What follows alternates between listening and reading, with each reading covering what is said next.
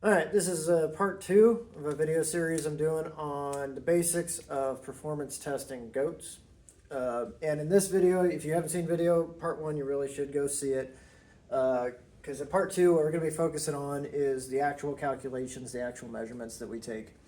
And in part one, I alluded to the fact that it would give an unfair advantage to goats that kidded earlier to just go by weaning weight.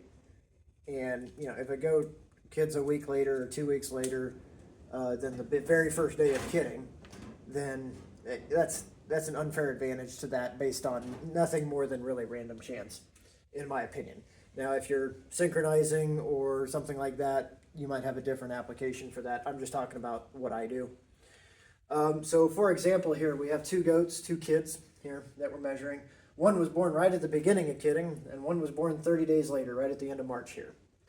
Right? And we're going to say, for argument's sake, they both weigh 5 pounds, for easy math, they both weigh 5 pounds at birth. You may have seen in other videos that I do take birth weights, and I've never really mentioned what that's for before. It's so we can do these calculations. That's all it's for. It's not really for like ease of kidding or anything like that, like you might do with calves, with cattle. It's really just for being able to accurately do these calculations, because these weights fluctuating a little bit. The heavier kids can be upwards of 10 pounds and lighter kids can be under 3.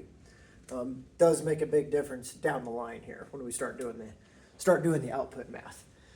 And let's say, now the thing is, we wean all at the same time. We're not going to wean each kid at exactly 90 days old. That is way too labor intensive to try to do that. If you want to do it, go ahead. If you think that that's easier than just doing some math.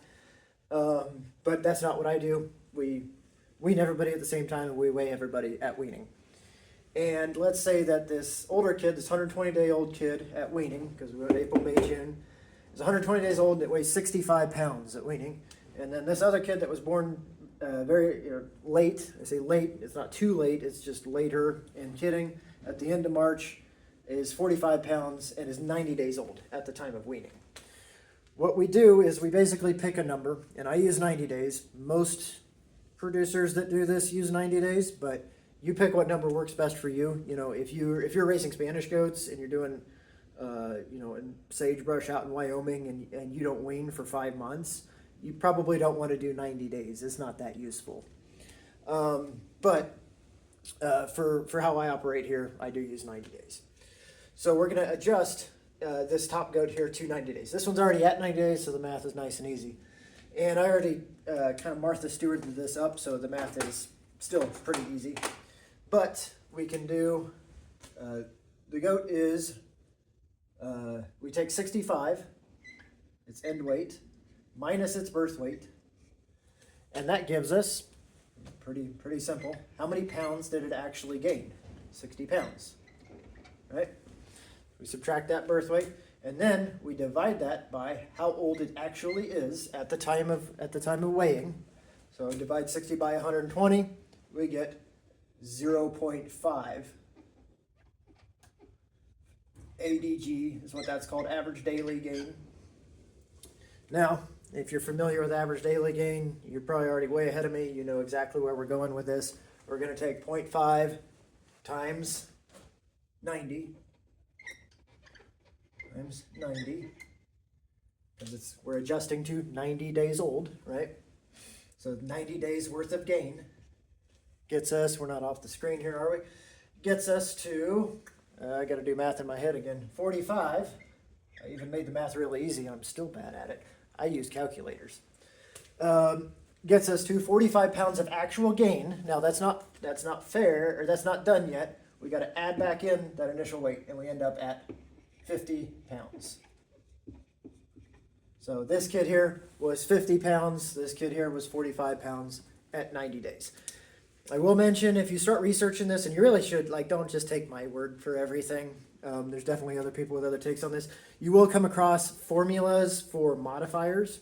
For, you want to add, take times 0.9 if the doe is less than 2 years old or something like that, or less than 3 years old. Or if it was a set of triplets, you take the kid's weight times 0.12 to give it, 1.2, to give it, it's like a handicap.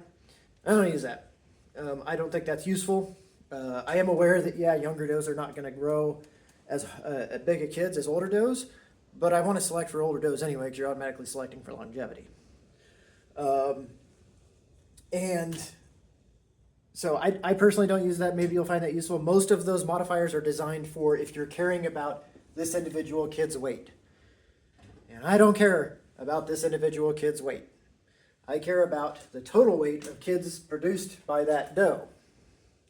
And we adjust the kids back to 50 pounds. Let's say there were twins and they were identical weights and everything. So that doe would have produced 100 pounds that year.